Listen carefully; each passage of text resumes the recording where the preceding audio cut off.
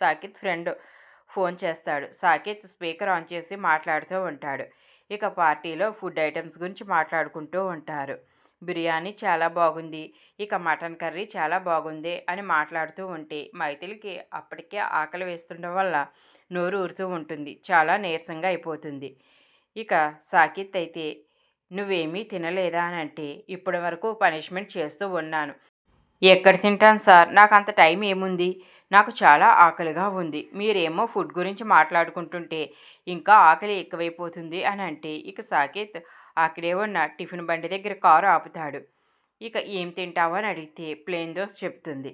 ఇక ఆ దోశ తెచ్చి మైథిలికి ఇస్తాడు. చాలా కంగారుగా తింటూ ఉంటే నీకు పనిష్మెంటు సరిగ్గా చేయడం రాదు, అలాగే తినడం కూడా రాదా అని అడిగితే అదేమీ లేదు సార్, చాలా ఆకలిగా ఉంది కదా అందుకనే ఇలా అని అంటుంది.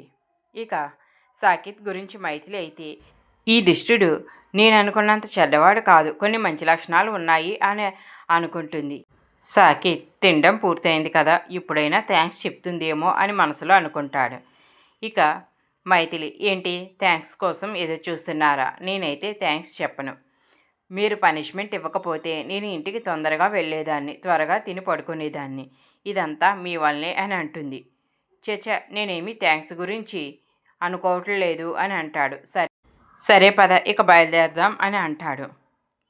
ఇక సక్కుబాయ్ అయితే తారకు నువ్వు మీ బావను ఎలా లొంగ తీసుకోవాలా దాని గురించి చెప్తూ ఉంటాను.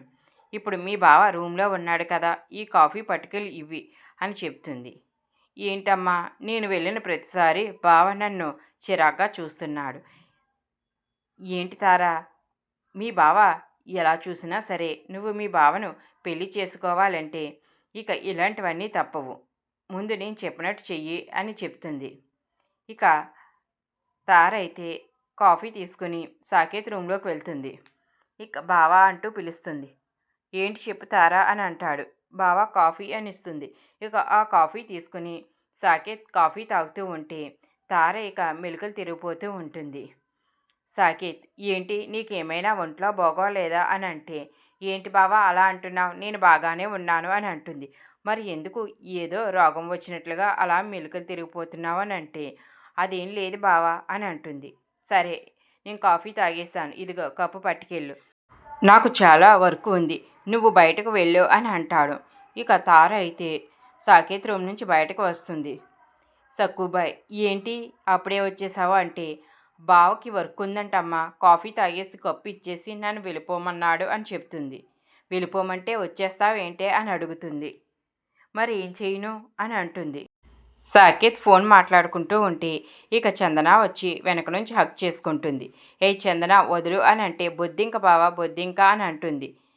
ముందు వదులు, బొద్దింకేమీ ఇక్కడ లేదు అని అంటాడు. అవును బావా బొద్దింక పోయింది, నాకు బొద్దింక అంటే చాలా భయం కదా అని అంటుంది. అయినా నువ్వు నా రూమ్కి ఎందుకు వచ్చావని చందన్ సాకేత్ అడుగుతాడు. అదే బావా ఆఫీస్ గురించి మాట్లాడడానికి అని అంటే ఆఫీస్ వర్క్ ఆఫీస్లోనే చూసుకుందాం, నువ్వు ఇంకెప్పుడు ఇలా రూమ్కి రాకు అని అంటాడు. మరోవైపు హరిశ్చంద్ర ప్రసాద్ను కలవడానికి మైథిలి అయితే తన ఆఫీస్కి వెళ్తుంది. ఇక బయట సెక్యూరిటీ అయితే అపాయింట్మెంట్ లేకుండా లోపలికి పంపించడం కుదరదు అని చెప్తాడు.